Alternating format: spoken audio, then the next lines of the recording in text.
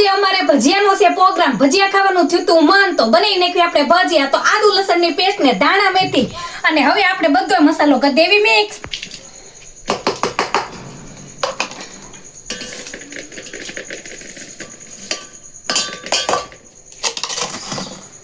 દેવી ચણાનો લોટ નાખી દેવી આપણે હિંગ અને હવે નાખી દેવી આપણે સાજીના ફૂલ અને નાખી દેવાનું છે લીંબુ. હું કોઈ દિન ભજીયામાં કઈ બીજું એડ જ નથી કરતી તો મારા ભજીયા તો એકદમ પોચા રૂ જેવા બને છે.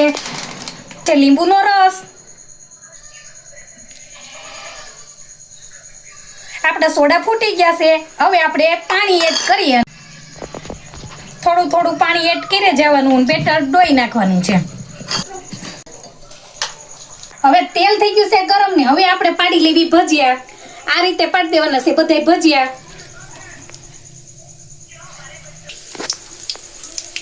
હવે આપણે ભજીયા પલટાવી નાખવી. જો આવા પીલા ધમરક જેવા ભજીયા બને.